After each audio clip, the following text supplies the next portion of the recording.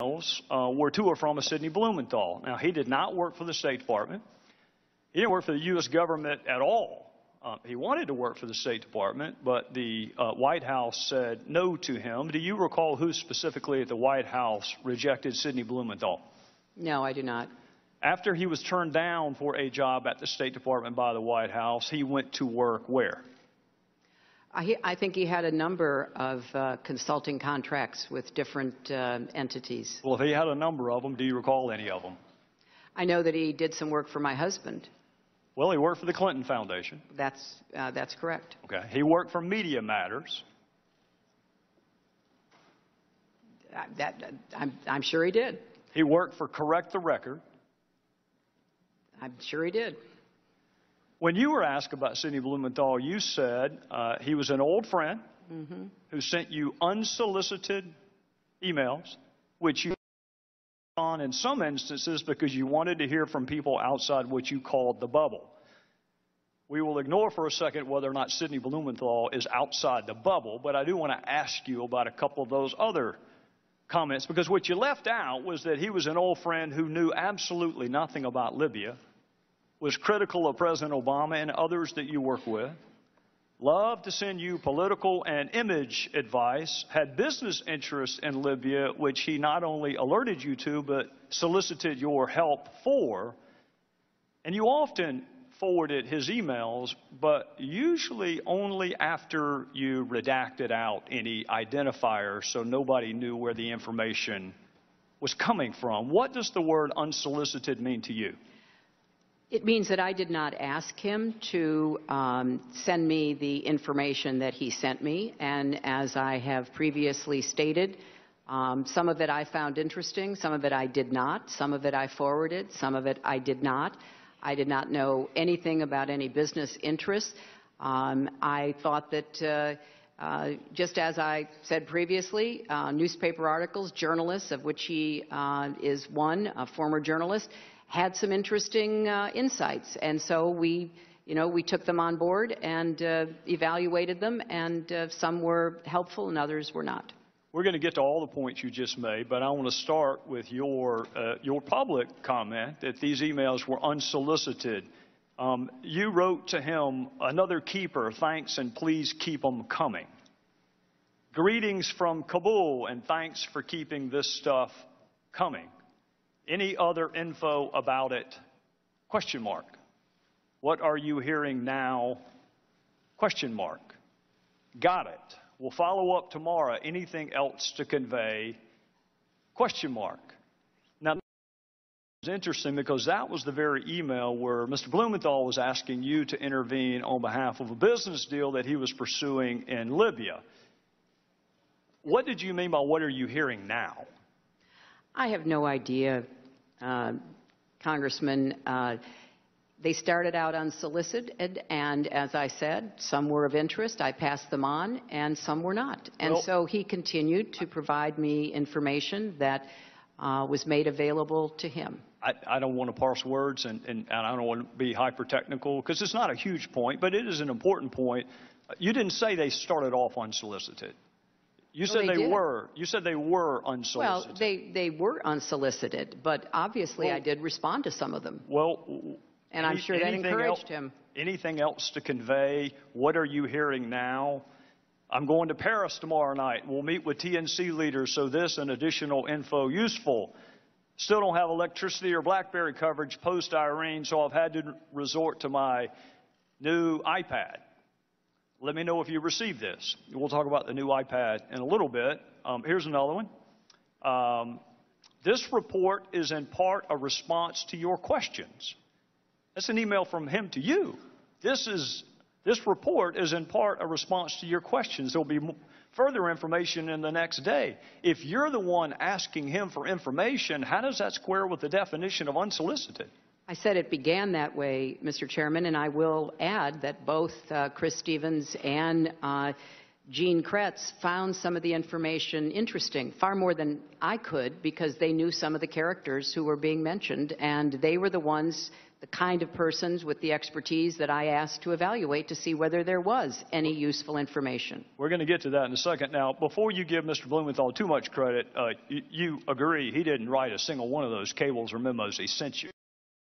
I'm sorry, what? He didn't write a single one of those cables or memos. I don't know who wrote them. He's the one who sent them to me. Would you be surprised to know not a single one of those was from him? I don't know where he got the information that he was sending to me. Did you ask? You're sending me very specific, detailed intelligence. What is your source? That seems to me like a pretty good question. I did learn later that he was talking to or sharing information from former American intelligence officials. By the name of? Who wrote those cables? I don't recall. I don't know, Mr. Chairman. You had his information passed on to others, but at least on one occasion you asked Ms. Abedine, can you print without any identifiers? Why would you want his name removed? Because I thought that it would be more important to just look at the substance and to make a determination as to whether or not there was anything to it. Well, don't people have a right to know the source of the information so they can determine credibility? But he wasn't, as you just said, the source of the information. But you didn't know that, Madam Secretary, and that's what you just said. No, Mr. Chairman. I knew that he didn't have the sources to provide that information. I knew he was getting it from somewhere else. He knew a lot of journalists, he knew others in Washington. It could have been a variety of people. Well, if you're going to determine credibility, don't you want to know the source? Well, it wasn't credibility so much as trying to follow the threads that were mentioned about individuals. And as I already stated, some of it was useful and some of it was not. Well, did the president know that Mr. Blumenthal was advising you? He wasn't advising me. And, Did he know that he was your most prolific emailer that we have found on the subjects of Libya and Benghazi? That's because I didn't do most of my work That's about fair. Libya on I'm email. not challenging that, Madam Secretary. I am not challenging that. All I'm telling you is the documents show he was your most prolific on Libya and Benghazi. And my question to you is, did the president, the same White House that said you can't handle him, can't hire him, did he know that he was advising you?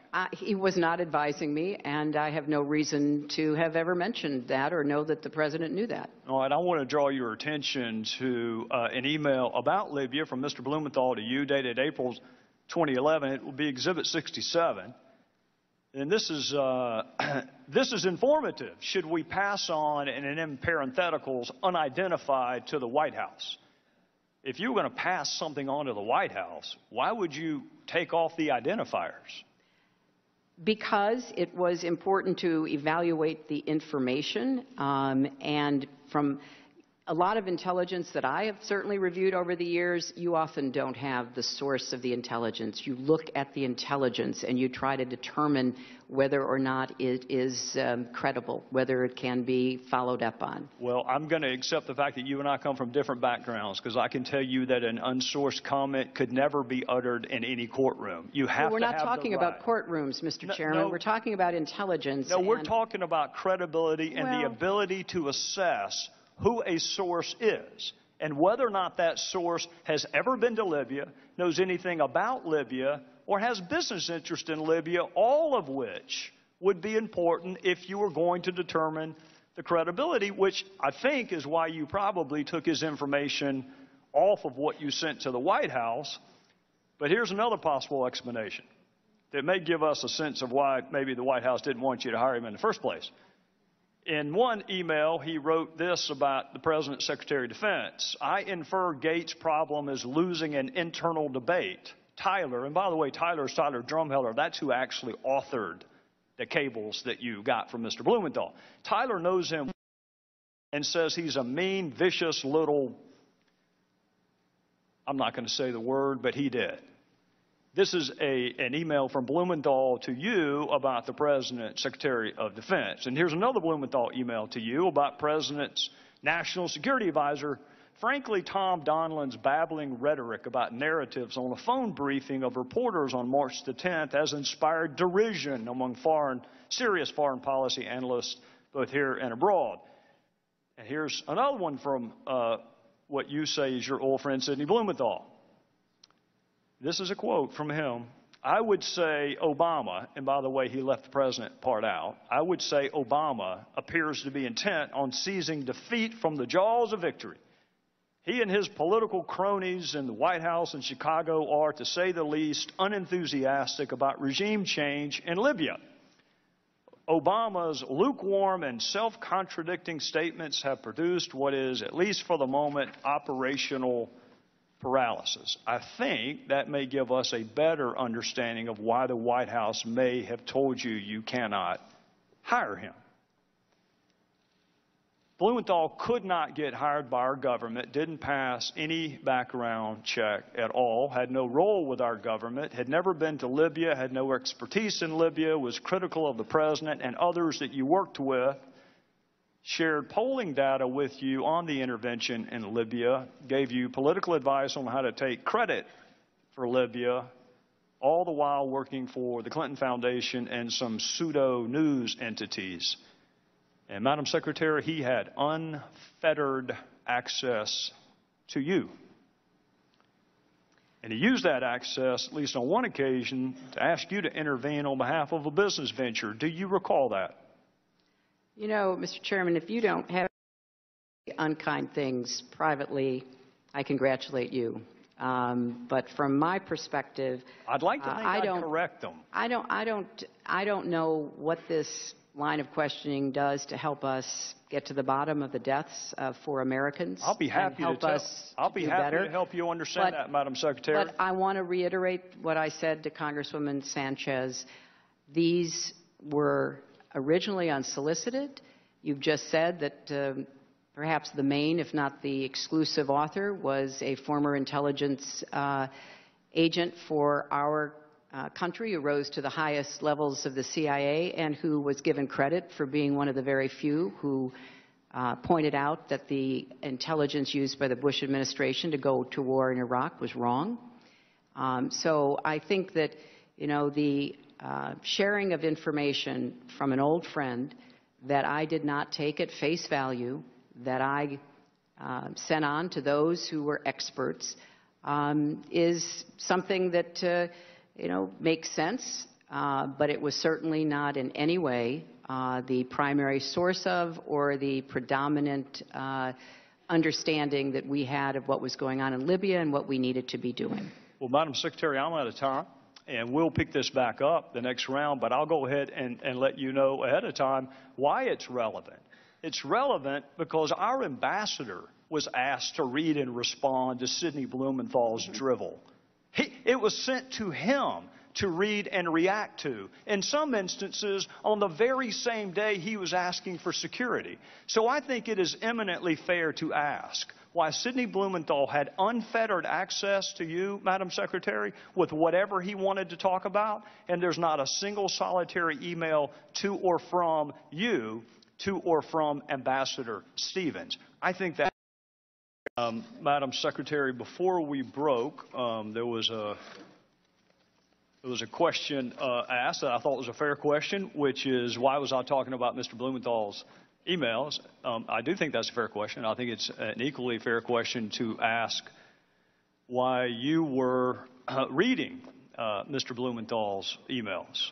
I think both are fair, so I want to go to June of 2012, which is an interesting time period to look at.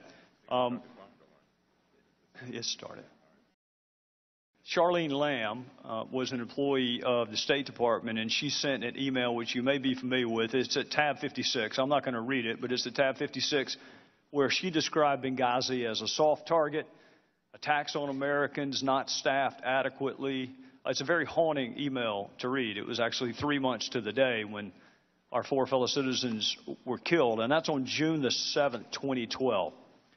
Also on June the 7th of 2012, your Deputy Chief of Staff, Mr. Jake Sullivan, is emailing Ambassador Stevens, asking the ambassador to look at a memo Sidney Blumenthal sent you. And in fact, Mr. Sullivan writes to the ambassador, Chris, checking in with you on this report, any reactions?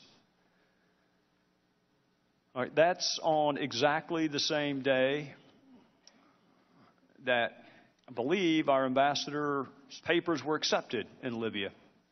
It's the day after an IED attack on our compound, and Chris Stevens is being asked to read and react to an email by Sidney Blumenthal from your Deputy Chief of Staff. This is what he's writing on the 7th. This is after he's been turned down on a request for more security. This is our ambassador. Appreciate you giving this proposal consideration, even if the conclusion was not favorable for us. We'd be interested in pursuing the other avenue you suggest, high-threat trained agents. Best, Chris. So I've got this contrast in my mind. An ambassador is newly in place. It's a day after an attack on our facility. Your Deputy Chief of Staff is sending him an email from Sidney Blumenthal asking him to take time, read and react to it. And then, to the best of my recollection, that's forwarded to you. So help us understand how Sidney Blumenthal had that kind of access to you, Madam Secretary, but the ambassador did not. Mr. Chairman, because I think that your question does help to clarify matters. Chris Stevens emailed regularly with Jake Sullivan, one of my closest aides in the State Department. He could have emailed to Mr. Sullivan knowing that it would have been immediately responded to on any issue that was of concern to him, and he did not raise issues about security on that day or other days.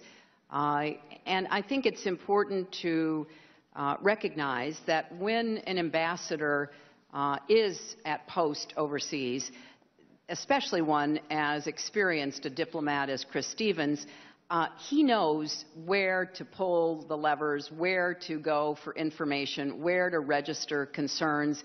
And I think he did exactly as one might have expected. He dealt with security issues through dealing with the security professionals who were the ones making the assessments. And I think that Ambassador Stevens understood completely that that's where the experts were, and that's where anything he requested or anything he was questioning should be directed. Speaking of experts, who is Victoria Newland? A very experienced diplomat. She served as our ambassador to NATO, appointed by President George W. Bush. She served as one of the advisors as a Foreign Service officer delegated to the White House for Vice President Cheney. She served as the for the State Department during my tenure, and she is currently the Assistant Secretary for Europe under Secretary Kerry. She wrote this to the ambassador on June the 13th, 2012. That is a week after the facility was attacked. It is only a handful of days after he was turned down on a request, specific request, for more security. Chris, I know you have your hands full, but we'd like your advice about public messaging on the spate of violence in Libya over the past 10 days. So she's asking him for help with public messaging. Jake Sullivan, which is the other half of the question that I don't think we got to. I understand that Chris Stevens was a rule follower. I understand that. I've got no qualms. My question was actually not why Chris Stevens didn't contact you, but why did Jake Sullivan send Chris Stevens a Sidney Blumenthal email to read and react to on the day after the facility was attacked? The same day he was denied a request for more security, and instead of email traffic back and forth about security, it's read and react to a Blumenthal email. Well, I think any ambassador, if one were sitting before the committee, would say that they handled a lot of incoming information and requests. Some of it was about what was happening in country. Some of it was about what was happening back in the United States. And Chris felt strongly that the United States needed to remain in and committed to Libya. So he was concerned that there might be a feeling on the part of some, either in the State Department or elsewhere in the government, that we shouldn't be in Libya. And he was adamantly in favor of us staying in Libya. So part of what the discussion with him and and Jake Sullivan and others was, how do we best convey the stakes the United States has in staying involved in Libya would be. And I thought that was, very much in keeping with both his assessment and his experience. Well, I appreciate your perspective, Madam Secretary. Let me share with you my perspective. And if you need to take a time to read a note, I'm happy to pause. No, I'm just being reminded, which I think is important, that, remember, Chris spent the vast majority of his time in Tripoli, not in Benghazi. So a lot of what he was looking at is how you deal with not only those in authority positions in Libya who were based in Tripoli at that time, but also representatives of other governments and the like. And I think it is fair to say that any time you're trying to figure out what's the best argument to make, especially if you're someone like Chris Stevens trying to put together and make the best argument about why the United States should remain committed to Libya and others as well, he's going to engage in conversations about that. Well, with respect, Madam Secretary, no matter what city he was in Libya, having to stop and provide public messaging advice to your press shop and having to read and respond to an email sent by Sidney Blumenthal, it doesn't matter what town you're in. He needed security help. He didn't need help messaging the violence. He needed help actually with the violence. You have said several times this morning that you had people and processes in place. And I want to ask you about an email that was sent to you by another one of your aides, Ms. Uma Abedin. That would be exhibit number 70 in your folder. She emailed you that the Libyan people needed medicine, gasoline, diesel, and milk. Do you know how long it took you to respond to that email? I responded to it very quickly. 4 minutes. My question, and I think it's a fair one, is the Libyan people had their needs responded to directly by you in 4 minutes, and there is no record of our security folks ever even making it to your inbox. So if you had people and processes in place for security, did you not also have people and processes in place for medicine, gasoline, diesel, milk? Mr. Chairman, I've said it before. I will say it again. I'll say it as many times as is necessary to respond. Chris Stevens communicated regularly with the members of my staff. He did not raise security with the members of my staff. I communicated with him about certain issues. He did not raise security with me. He raised security with the security professionals. Now, I know that's not the answer you want to hear because it's being asked in many different ways by committee members. But those are the facts, Mr. Chairman. Ambassadors in the field are engaged in many different tasks. They are basically our chief representative of the President of the United States. So they deal with everything from, foreign aid to security to dealing with the personal requests for visas that come from people in the country they are assigned to.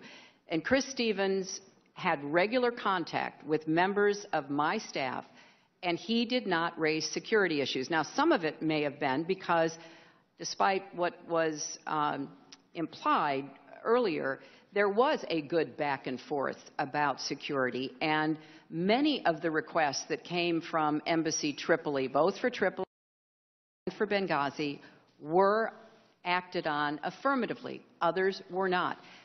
That is what an ambassador, especially a diplomat as experienced as Chris Stevens, would expect, that it would be unlikely to be able to get every one of your requests immediately answered positively. So, yes, he had regular contact with my aides. He did not raise security with me, and the security questions and requests were handled by the security professionals. Madam Secretary, with all due respect, those are two separate issues. Who Chris Stevens had access to is one issue.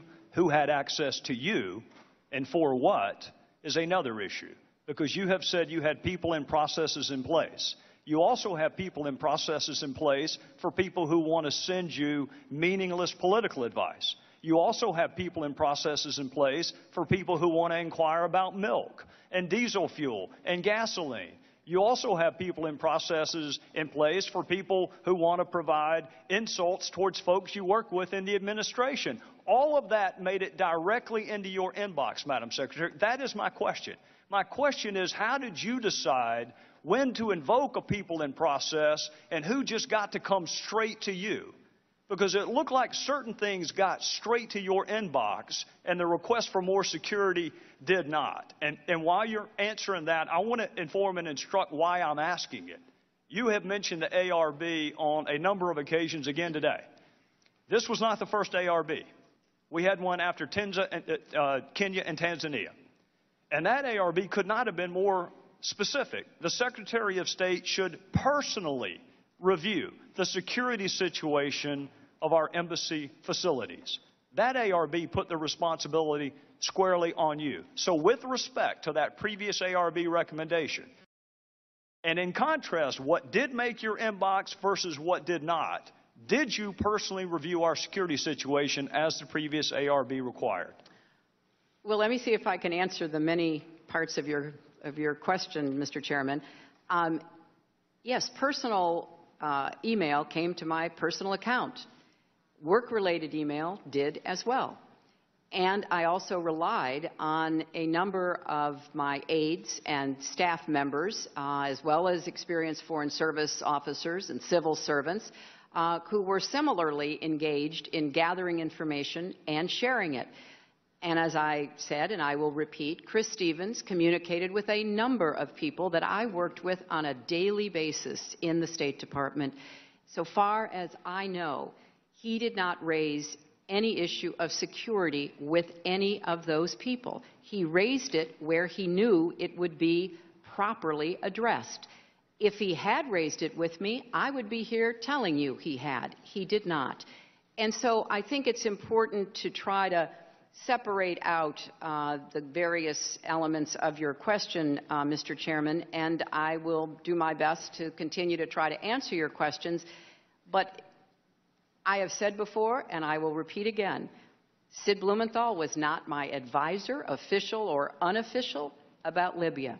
He was not involved in any of the meetings, conversations, other efforts to obtain information in order to act on it. On occasion, I did forward what he sent me to make sure that it was in the mix. So if it was useful, it could be put to use. And I believe in response to the email you pointed out originally from Ambassador Stevens, he actually said it rang true and it was worth looking into. So I think it's important that we point out the fact that Mr. Blumenthal was not my advisor. He was not an official of the United States government. He was not passing on official information. He, like a number of my friends who would hand me a newspaper article, would buttonhole me at a reception and say, what about this or what about that? We're trying to be helpful. Some of it was, a lot of it wasn't. Chair will now recognize the gentlelady from California, Ms. Sanchez. American diplomats would be safer today. And so with that, Mr. Chairman, I yield back. Gentleman yields back. Madam Secretary, I couldn't help but think when he was using the $20 million figure, that's two more ISIS fighters that we could have paid for. I refuse to put a price tag on the lives of 4 Americans. I don't. Your figure of $20 million is wrong, Mr. Cummings, and that's not what the State Department told us. But I don't care what the figure is. There is no price tag when it comes to justice for 4 people who gave their lives for this country. Madam Secretary, with respect to the ARB, I want to ask you this. If you were investigating Benghazi or what happened in Benghazi, and there was an author of an email 3 months to the day from when our 4 fellow Americans were killed, the author of the email says anti-American demonstration, looking for Americans to attack, game changer, soft target, no continuity, the cost to continue to do business there may become challenging. Would you want to talk to the author of that email if you were investigating Benghazi?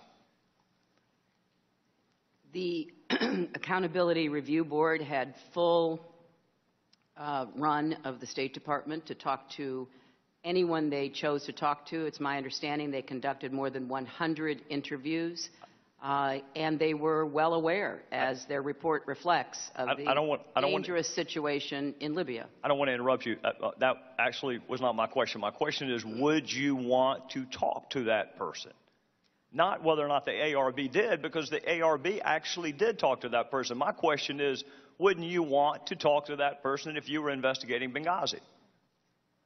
Well, I promise it is not a trick question. The answer is yes. You would want to talk to the person who authored that email. And as you just said, Mr. Chairman, the ARB did. Yes, and the co-chair of the ARB called your chief of staff and told the author of that email not to go to Congress.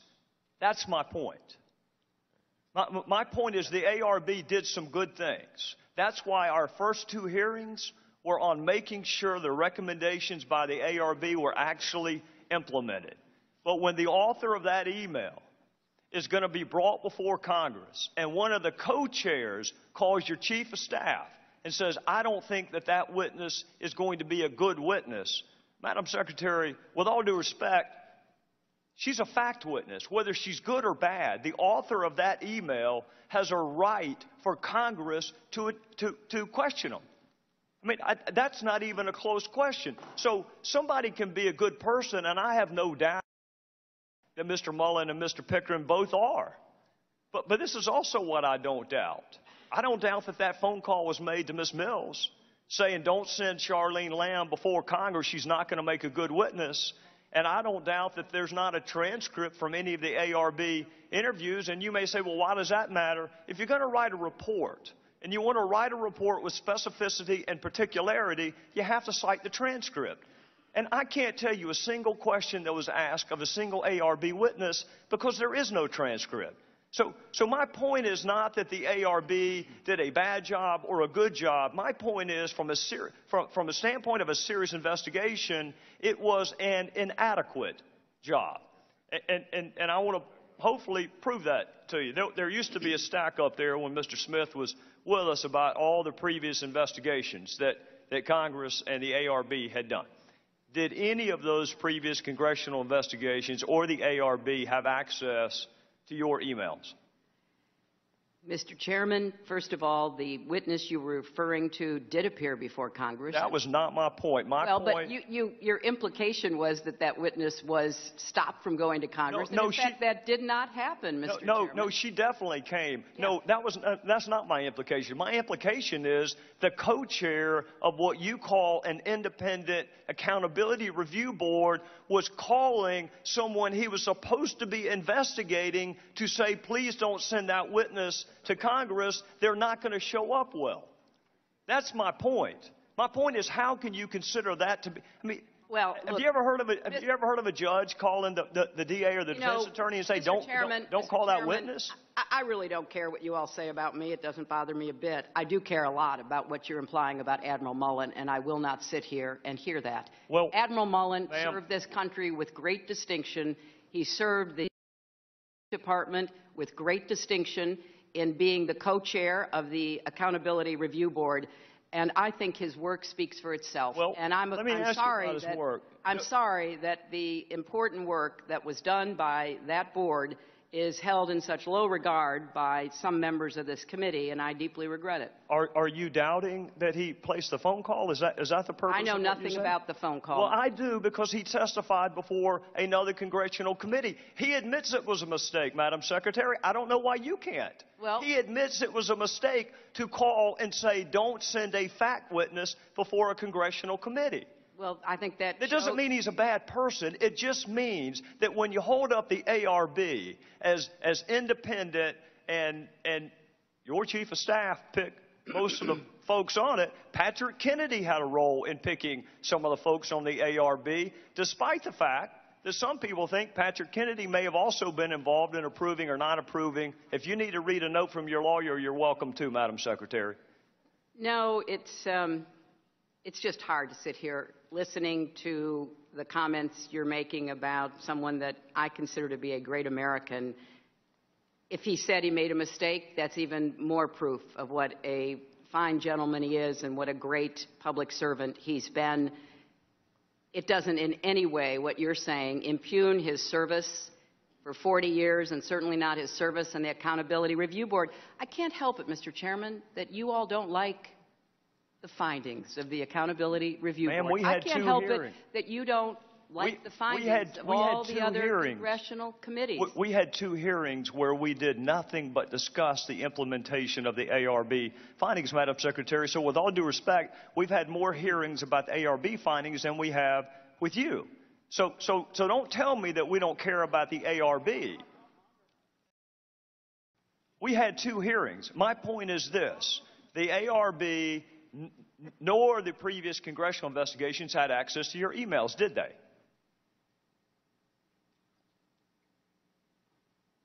I don't know what they had access to. I know that during the time I was at the State Department, there was certainly a great effort to respond to your predecessor, Congressman Issa's inquiries, and many thousands of pages of information was conveyed to the Congress. And I know that the State Department has worked diligently and persistently to try to respond to the many requests that it has received.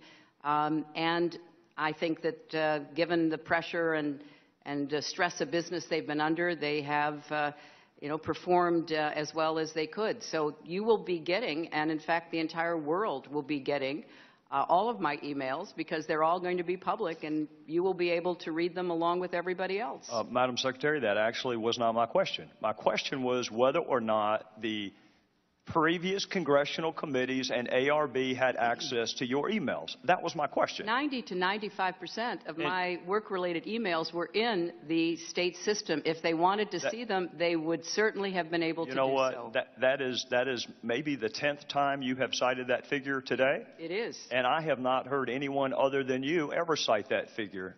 Who told you that 90 to 95% of your emails were in the State Department system? Who told you that? We learned that from the State Department in their analysis of the emails that were already on the system. We were trying to help them close some gaps that they had. Can you provide me with a name? Because when I asked the State Department about 10 days ago, what's the source of that figure, they shrugged their shoulders.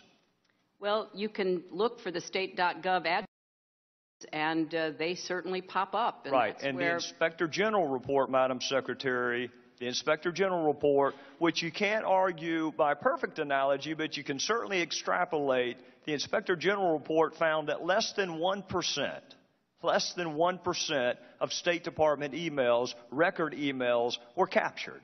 So they give a number of less than 1%, and you give a number of 90%. Well, I don't know what you're referring to. I can only speak about my emails, my work-related emails. Well, let's talk about your work-related emails. We asked for them last year, and the State Department gave us 8. If they had 90% of yours, why did we only get 8? Well, I don't know initially what you asked for, but I know that they tried to be responsive. 90 to 95% of them were on state.gov. I understand that the committee broadened the scope of their requests, and I think that in response, the State Department has been trying to provide what you have requested. In the meantime, they're going through the process of making all of my emails public. You think our first request, there were only 8 emails responsive to our first request? I can't speak to it. I believe your first request was for Benghazi, and I believe that the State Department did a diligent search. Then I believe you expanded it to Libya and weapons and maybe a few other terms, and I believe they conducted our jurisdiction hasn't grown, Madam Secretary. Our jurisdiction is the same thing it was. Let me ask you this. You say that you turned over everything. I don't get a chance to watch you a lot on television, but when I see you are interviewed, you make a point of saying, I turned over everything. All my work-related emails. Yes. How do you know that? I know that because there was an exhaustive search done under the supervision of my attorneys, and that is exactly the outcome. We turned over every work-related email. In fact, as somebody referred to earlier, we turned over too many. In the State Department and the National Archives said there are 1,246 out of the 30,000 plus that they've already determined did not need to be turned over. And you have a really good group of attorneys, which makes me wonder how they missed 15 of them. Well, if you're talking about Mr. Blumenthal, which I assume you are, he had some that I didn't have, and I had some that he didn't have, and I was under no obligation to make any of his emails available unless I decided they were work-related. And the ones that I decided that were work-related, I forwarded to the state.gov accounts of the people with whom I worked. Madam Secretary, is there any question that the 15 that James Cole turned over to us were work-related? There was no ambiguity about that. They were work-related. Well, they were from a personal friend, not any official government, not any government official, and I determined on the basis of looking at them what I thought was work-related and what wasn't. And some I didn't even have time to read, Mr. Chairman. Are you telling me the 15, are you telling me that the 15, I will tell the gentle lady from California that I'm going to take a little bit extra time, just like everybody else has, and we can either do it this round, or we can do it next round. May I make a simple inquiry about how many more minutes the chairman plans? The fewer the interruptions, the quicker I can get done. I'll put it to you that way.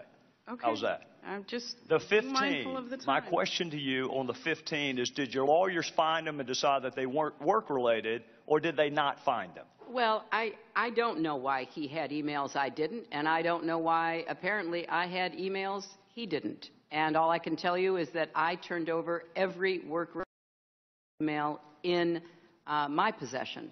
All right, I'm going to make two more observations, and then we're going to call it a night. The first observation that I would make is that when you speak to the public, you say, I turned over everything. That's, for the most part, a direct quote. When you talk to the public, you say, I turned over everything. When you talk to the court, you say, while I do not know what information may be responsive for purposes of this lawsuit, I have directed that all my emails on clintonemail.com in my custody that were or potentially were federal records be provided to the Department of State, and on information and belief that was done. Why the different explanation depending on who you're talking to? Well, one is a shorthand, Mr. Chairman. Well, why not just tell the court I turned over everything? Well, you know how lawyers are. They use more words perhaps than they need. Trust me, I know that, and they charge you for every one of them. Yeah, I'm well aware of that, Mr. Chairman, and the clock is ticking. Well, one more, and I'll pay Mr. Kendall's fee for the last question. Oh, I don't think you want to do that, Mr. Chairman. I probably can't do it. You see my point, though? You're very definitive when you're talking to the American people that you turned over everything. That's right. But there are those kind of lawyerly fudge words when you're talking to court on information and belief. Well, and the reality is, even tonight, you cannot tell us that you turned over everything because you didn't think you missed the 15. Well, I didn't have them. I turned over everything I had. Everything I had has been turned over to the State Department. Somehow missed those 15. Well, last question on your system. Mr. Cummings said that your email arrangement was inappropriate. I think the president may have said it was a mistake. Said that it was a mistake. My question to you, Madam Secretary, is was it a mistake for the 4 years that you had that email arrangement? Was it a mistake for the almost 2 years that you kept the public record to yourself, or has it manifest itself as a mistake in just the last 6 months? Well, since I believed that all of my work-related emails to .gov accounts were being captured and preserved, it wasn't until I was asked to help the State Department to fill in what they saw as some record-keeping gaps, not just with me, but with others. I did the best I could during those 4 years and thought that everything that I was emailing that was work-related was being preserved. If you can find a source for the 90 to 95%, I would be grateful for it, and we would probably have fewer questions. If there is a source that you can provide that 90 to 95% were on the State Department system, then I'll know that I need to ask the State Department what took them so long. Because I'm just telling you, Madam Secretary, I got 8 emails the first time I asked, and now I've got over 1,500. So there's some disconnect there. Well, Mr. Chairman, I think that is a fair question. And I'm not at the State Department any longer, but I do want to defend them. They are under the most extraordinary pressure to answer congressional inquiries. I saw a figure recently that FOIA requests have jumped something like 300%. They don't have the resources. They don't have the personnel. They take their responsibility of reading every single line, and as Ranking Member Cummings reminded us, having to redact personal information, personnel information, obviously they take it very seriously. I think they're doing the best they can, and I know that they've tried to be responsive to you and to the many other requests that have come their way.